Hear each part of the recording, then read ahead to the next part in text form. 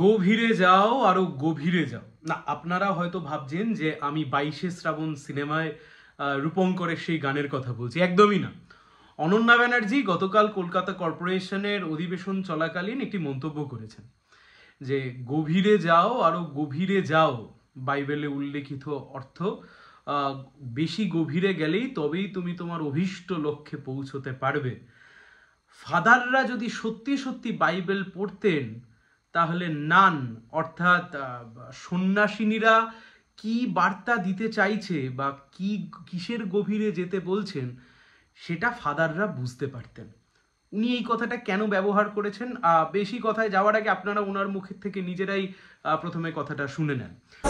তাদের মধ্যে যে সেক্সুয়াল রিলেশন হয় সেটা খুব আনকমন না। কি বলছে 112 বাইবেলে বলছে গভীরে যাও, আরো গভীরে যাও, গভীরে গেলেই অভিষ্ট লক্ষ্যে পৌঁছানো সম্ভব। So what is the moral of the story?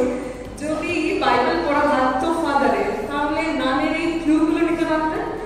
অর্থাৎ মরাল অফ দ্য স্টোরি ইজ, এখানে বাইবেল হোক অথবা মিউনিসিপাল অ্যাক্ট, এটা যদি ঠিকভাবে না জানা যায় তাহলে কর্পোরেশন অথবা বাইবেল অর্থাৎ খ্রিস্টান ধর্মকে কাউকেই সঠিক জায়গায় নিয়ে যাওয়া। উনি কি বোঝানোর জন্য বাইবেল, যৌনতা, ফাদার, নান, এই সব কিছু গভীরে যাও কি বোঝানোর জন্য বললেন?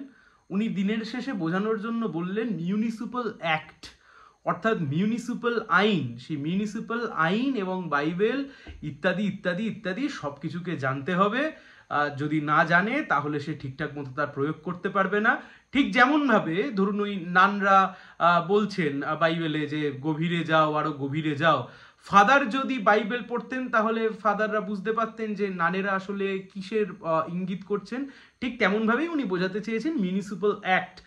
মিউনিসিপাল অ্যাক্ট যদি কেউ না জানে, না পড়ে থাকে, তাহলেও মিউনিসিপাল অ্যাক্টের যে চাহিদা বা মিউনিসিপাল অ্যাক্ট কি বলতে চাইছে তাহলেও সে সেটা বুঝতে পারবে না বা সেই অনুযায়ী কাজ করতে পারবে না।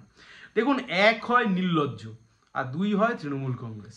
আর তৃণমূল কংগ্রেসের আমলে জনপ্রতিনিধি বিষয়টাকে কার্যত খিল্লির পাত্রে পরিণত করেছে তৃণমূলের আমলে। কেন আপনাদেরকে এই কথা বলছি? এই কথা বলছি তার অন্যতম কারণ, পশ্চিমবাংলার বুকে এই মুহূর্তে পঞ্চায়েত হোক, কর্পোরেশন হোক, বিধানসভা হোক বা সাংসদ হোক, আপনি এমন 10-20 জনকে খুঁজে পেয়ে যাবেন যারা কার্যত জনপ্রতিনিধি হয়ে বসে রয়েছেন, কিন্তু জনপ্রতিনিধি হিসেবে তাদের যে ভূমিকা, তাদের যে গুরুত্ব, তারা যে গুরুত্ব বহন করেন, তারা নিজেরাই সে কথা বোঝেন না।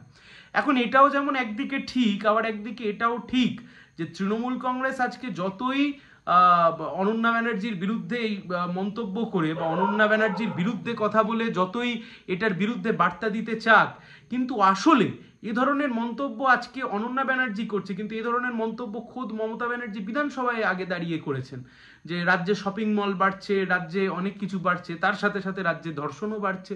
ফলত এই ট্র্যাডিশন পশ্চিমবাংলায় নতুন নয়। পশ্চিমবাংলায় সব কিছুর সাথে একটা যৌনতাকে ঢুকিয়ে দেওয়া, তাকে একটা কুৎসিত জায়গায় নিয়ে যাওয়া এবং সেটা এমন একটা জায়গায় দাঁড়িয়ে বলা যেখানে আসলে জনপ্রতিনিধি হিসেবে নিজের যে মান সম্মান, নিজের যে ওয়েট, সেটাকে নষ্ট করে, এটা তৃণমূলের আমলে কার্যত জল ভাতে পরিণত হয়েছে। অনন্যা ব্যানার্জির সাথে যতগুলোই বিভিন্ন টেলিভিশনে যখন বিতর্ক হয়, সেখানে অনন্যা ব্যানার্জি তা তৃণমূলের রিপ্রেজেন্টেটিভ হিসেবে যত না বলেন, তার বাইরেও উনি একজন ওমেন রিপ্রেজেন্টেটিভ হিসেবে বা ওমেন অ্যাক্টিভিস্ট হিসেবে, একজন ওমেন অ্যাক্টিভিস্ট হিসেবে তিনি তার কথা বলতে অনেক বেশি স্বাচ্ছন্দ্য বোধ করেন বলে ব্যক্তিগতভাবে আমার মনে হয়েছে। কিন্তু বিশ্বাস করুন, আসলে ঝুলি থেকে বেড়াল আজ না হোক কাল তো বেরিয়েই যায়। তাই অনন্যা ব্যানার্জিদের মুখ থেকে যে ভাষা বেরিয়েছে, এই ভাষা একদম খোলা কথায় মাইনরিটি মানুষের যে সেন্টিমেন্ট, খ্রিস্টান মাইনরিটি মানুষের যে সেন্টিমেন্ট, সেই সেন্টিমেন্টকে আঘাত করে। 1 নম্বর কথা। 2 নম্বর কথা, কিছু কিছু জায়গায় কানাঘুষো শোনা যাচ্ছে যে এই অনন্যা ব্যানার্জিকে নাকি তৃণমূল কংগ্রেস তাদের যাদবপুর লোকসভা কেন্দ্রের প্রার্থী হিসেবে নাকি তাদের নাম ভাবনা চিন্তা করে রেখেছে। 2009 সাল থেকে যাদবপুর লোকসভা কেন্দ্রটা খিল্লির পাত্রে পরিণত হয়েছে। অনন্যা ব্যানার্জি যে মন্তব্য করেছেন কলকাতা কর্পোরেশনের অভ্যন্তরে, এরপর অনন্যা ব্যানার্জি যেখানেই যান না কেন তিনি যে খিল্লিকে আরো বাড়াবেন এ আর বলার অপেক্ষা রাখে না। সবাই ভালো থাকবেন।